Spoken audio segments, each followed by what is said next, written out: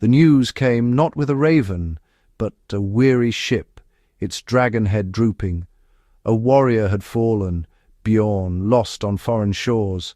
The village fell silent, not just in grief, but in uncertainty. Sigrid, his wife, felt the chill first, the weight of the future pressing down. The farm, the children, the livestock, all now her burden. Death was a constant companion, but its arrival always shocked. For the children, the loss tore the fabric of their world. In the echo of a fallen axe, the village braced for what came next. For Sigrid, widowhood meant peril. Without Bjorn, her security was weakened. Her world shrank to defending her home and children. Rivals eyed her land, neighbors her livestock. The economic burden was immediate. Bjorn had been the provider. Now Sigrid managed the farm, the livestock, the harvest, and the children's survival. Her children worked from dawn to dusk. Every day was a battle against hunger. Social risks loomed, unwanted advances, pressure to remarry for security, the threat of losing control over her life and inheritance. Choices were few, and a misstep could mean ruin, yet Viking women were resilient. Sigrid became both mother and father, teaching her children the honor of their lineage. The hearth she guarded was more than warmth, it was their identity. She navigated the village's social web with care, her strength and wisdom their shield. The loss forced a new resilience. The finality of death was different from absence. It demanded transformation. Sigrid's story was one of survival, not surrender. The unshielded hearth became a symbol of will against the odds. In the face of loss, she kept the flame alive. Bjorn's death triggered questions of inheritance. Viking law was tradition and custom, property passed to children, not automatically to the widow. If sons were young, a guardian was appointed, mother, uncle, or kinsman. The main farmstead, the Odal land, went to the eldest son. Other assets divided among children, daughters included. Daughters' shares were smaller, but gave them independence. Inheritance could spark feuds.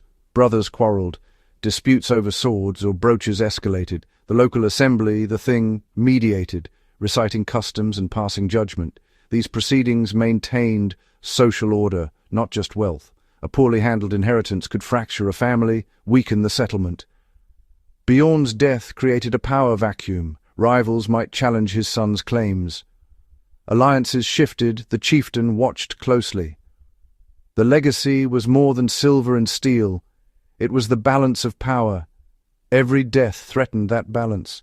The community's future depended on how the legacy was managed. Inheritance was both a right and a risk. The fate of the family and the village hung in the balance. The funeral was more than mourning. It was a public statement. The scale of the rites showed the family's status and strength. A grand send-off was a warning to rivals.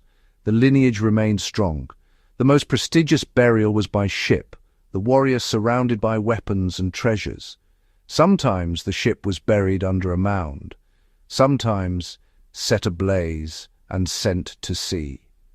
Grave goods were tools for the afterlife and symbols of status. Burying wealth displayed confidence in the family's future. The funeral feast brought the settlement together.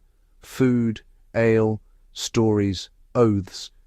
The feast mended the social fabric, welcomed the heir, and reaffirmed alliances. For the family, it was a chance to show hospitality and generosity. The community processed the loss together. The funeral was a rite of passage for the living as much as the dead. It was a moment to prove resilience. In death, the family's honor was on display. The final voyage was both an ending and a beginning. If a warrior died by another's hand, the consequences were dire. Blood vengeance was the first response, an eye for an eye. But feuds could destroy families and settlements.